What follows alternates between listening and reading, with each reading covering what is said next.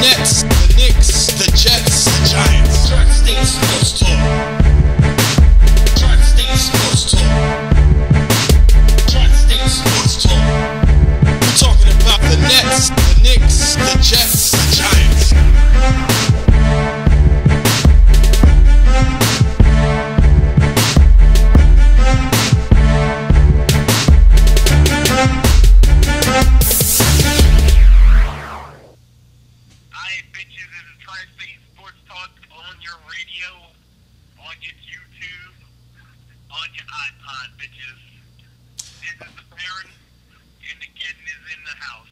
That's right, but make no mistake, we're just on YouTube for right now. Maybe we get on the radio, maybe we get on iPod. You never know. Anyway, yes, this is Tri-State Sports Talk, Week 3 review and Week 4 preview, right? That's how we do it, right, Baron? Yep. All right. So, start off, you want to talk about any games that you saw that was eye-popping to you? The eye-popping game was the Giant game. You think so? Giant-Eagle game. All right, well, I'm going to say the eye-popping game was the Patriots losing to the Buffalo Bills. How the hell did you lose to the Buffalo Bills? I guess the Buffalo Bills is actually pretty good. Like I said last week, Fitzpatrick, that boy could ball. Tom Brady threw 4 interceptions. That's all the interceptions he had of all last year, people. Believe that. Buffalo came to play. That's all. They played in Buffalo. Patriots beat them. Well, I don't see that as the eye-popping game of the week because they did that to the Raiders last week, and if you watch the Raider game, the Raiders are a beast-ass team. That's true. That's true. They are a beastly team. That's part 2 of what we're about to talk about, but that's save that a little later for the show. Also, what was kind of crazy to me was the Redskins losing to a highly unorganized offensive team in the Dallas Cowboys. How the hell do you lose to the Cowboys when their center, he quick snapped the ball to Tony Romo maybe 3 or 4, maybe 5 times in that game? How do you lose to a team like that? The wide receivers didn't even know where to line up. How do you lose to the Cowboys in that situation? How? Baron, tell them how they lost. How? How they lost? It was a non-offensive game for both teams. That's how they lost, basically. Cowboys were able to get, that, what was it? 3rd and 30 or something like that. It was a crazy number where they got the completion and the face mask penalty. That's what did it. It was that face mask penalty. Yeah, and it was like 3rd and 30 or some shit like that. It was just crazy. It was just crazy. Okay. Yep. Redskins. I mean, they come to play. Their defense is mean as hell. Their offense is all right. All right. Cowboys didn't do nothing. I mean, hell, the Cowboys looked better on the first game than any other game they played. So, I don't know what. Yeah, I don't know either. The last thing I want to add before we get into the games is I can't believe it was a somewhat close game between the Steelers and the Colts. How's that possible? See, what's up with the Steelers? They first game they get beat the F up in the Ravens, Baltimore Ravens, and then they have a close game here. When are the Steelers going to actually show up to this NFL season and be consistent like we all know that they are? That's kind of weird to me. Well, let's put it like this, okay?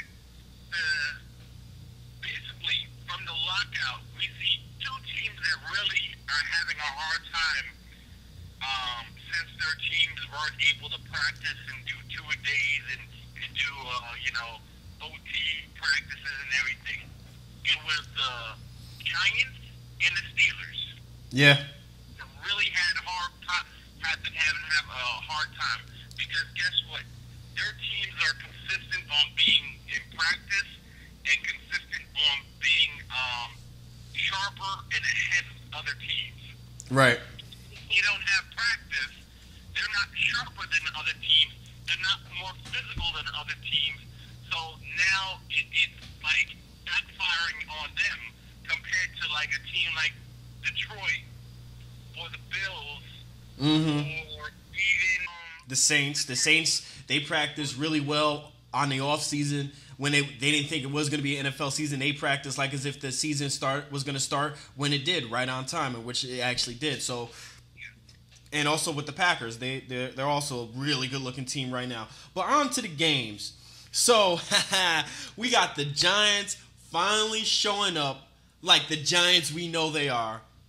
And they played the Philadelphia Eagles, the so-called Dream Team, with Asamoah, Asante Samuel, and Cromartie. The Giants came up victorious. What do you think, Baron? What do you think, buddy? oh my God, someone did a 1,000 Hail Marys and threw salt on the back Well, I guess they followed your advice, right? They followed your advice. They sprinkled salt on their back. They did 1,000 Hail Marys, and they came to play. Basically, bottom line, the Giants really came to play. What I said before last week, look it up, review the video. We need more views anyway. I was like, Giants have to commit to the running game. Bradshaw, 86 yards. Jacobs didn't have that great of a game, but they still ran the ball. He still touched the ball 5 times. That's good. And with Bradshaw with the 86 yards, they did play action a lot. They spread out the ball. Eli Manning threw some strikes. Eli Manning had 4 touchdowns that game. No interceptions. I'm surprised about that because he always throw a pick in Philly. But okay, but let's get to the real hero of the game now. Who's that? It was Kevin Gilbride. Kevin fucking Gilbride. Go ahead. Keep going. This motherfucker actually put in different fucking plays this week. And you know what? It's not the fact that he just picked different plays. He picked the right play at the right time and had the right personnel in the game. Even that play where Travis Beckham caught the ball and the idiot fell down or the pass was behind him or whatever. That was a great call because he was open and he could have got that first down. Kevin Gilbride called a great game. That was a great point you picked up, Bear. Yeah. Kevin Gilbride called a great game. The plays were sharp. The plays didn't look the fucking same from every other two years and shit. The plays actually looked like they were different. Okay? Yeah, they look crisp. The plays look crisp. The Giants knew exactly where to be and where to go. Great job by the Giants, even on special teams, because they didn't mess up on special teams. There was no fumbles, no muff kicks, no plays for negative yardage. I don't even think it was a penalty on special teams, actually. Matter of fact, it was a penalty on the Eagles, which got us a first down. Our boy Diassi, our long snapper, what he did was he squeezed the ball and got dumbass Babin jumping off sides. He just squeezed the ball and he jumps off sides. And I don't understand how you get an offside play on special teams when there's no snap count. They just hiked the ball. So what are you doing, Babin? Well, let's also bring this up, too. The reason why special teams, we didn't see anything crazy on special teams is because the Giants actually fucking ball. Yes, they did. They moved the ball. They got down on third down, got their first downs. That's exactly what the Giants needed to do. I mean, special teams was not an intricate part of the game, which didn't cost you the game. You got that right. Very good point. Very good point. Also, the last point I want to bring up and positives, because there's really not that much negatives besides LeSean McCoy. That's the dude's name. That's the running back, right? He was tearing us up. He was tearing us up. It was more individual good plays from him than us missing tackles or us not shooting the gaps. The boy was just dynamite that game. He was cutting on a dime. It looked like he was playing basketball instead of running football. Cutting on a dime, run back upfield. It was ridiculous. I was getting upset. I was getting a little worried too because that boy was tearing it up. But the point I wanted to make. He was on a really good running team. Oh, yeah. Imagine if LeSean McCoy had a great offensive line. Oh, my God. Oh, my God. He'll be a problem. He'll be all-star numbers all day. Oh, my God. But his main problem is he can't run it straight up the gap. You know, he has to make those cuts. He's like Westbrook. He's a lot like Westbrook, but I don't know if he catches the ball. The point I wanted to make was our boy, well, my boy, I got to bring it up, my own Patterson pride. My boy, Cruz. Victor Spanish salsa dancing when I scored touchdown, Cruz. From Patterson Catholic. Matter of fact, I live right next to Patterson Catholic. It's really good to see a Patterson native go to the NFL. And actually, in this game, he really succeeded. He got that one long-ass pass that Asamoah missed the tackle. He runs into his own dude, right? And Asamoah was playing a deep zone coverage on him. And Victor Cruz just jumps up, grabs the ball at his highest point and grabs it down like a man, turn around, loses possession of the ball, but since he turned around, that was the football move that needed to complete the ball, completed the catch or whatever. Reached out, ball came out, but he got it back anyway. Touchdown. Victor Cruz had an awesome day, man. Yeah. I want to bring you back to when we went to the Giants camp. The practice, yeah. Practice. You wanted fucking Victor Cruz cut, bitch. What the fuck you? Hey, because we have like 1,001 wide receivers. All right. I'm glad they didn't listen to me. I'm glad they didn't cut him. All right. Or maybe I was thinking maybe keep him on the practice team, but we don't need to cut him. Hell no. I actually think you might want to move him to the second wide receiver. Right, and put Manningham in a slot or something, right? Is the third, because Manningham has not proven to you that he can be a number one or number two wide receiver. You're right.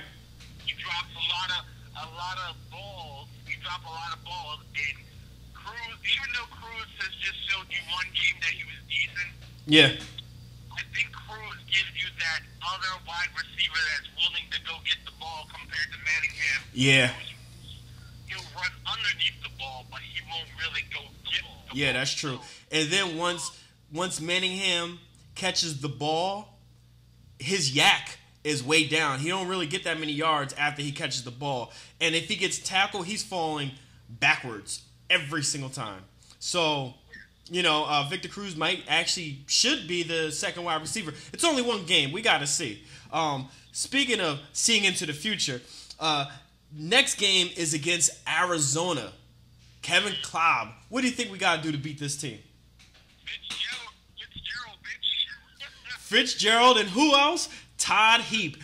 What problems do we have guarding people? We do good against good wide receivers, I believe. But we have so many problems guarding tight ends. We can't guard tight ends since forever. As long as I can remember, always the middle of the field is always open for tight ends to work their magic. Todd Heap, yes, he's at the end of his career. But he had, I think 6 receptions for 69 yards or 100-some yards against their last opponent last week, something like that. He had a good game, basically. That's all I'm trying to say. So those two guys are the main weapons of the Cardinals, and we just got to stop them, and I think we should easily get a victory here. What do you think? You're forgetting about one person, too. Cobb? They also had Beanie Wells, who's a decent running back at times, okay? Beanie Wells can run the ball, and he is sort of a big physical runner. That always gives the Giants a little problems, too. When you have a decent quarterback and you have a good one of the best wide receivers, yeah, and tight end, then you don't know where to focus on. Right. If they can put 5 motherfuckers around Fitzgerald, that'd be great, but they can't even do that. Right. But with all that being said, I still think the Giants are going to win. I think it might be actually a high-scoring game. I'm going on a limb, probably like 31-28, or it's going to be a high-scoring game, and it probably will be close. So, but I do got the Giants edging out the Cardinals. Yeah, hold on. New York is playing at Arizona. It would have been better if Arizona was coming to New York because they always mess up on the East Coast. But now the Giants are going to actually the place where they won the Super Bowl at. So we'll see if that rejuvenates them and keeps them going. I think they're going to bust that ass. But anyway, moving on.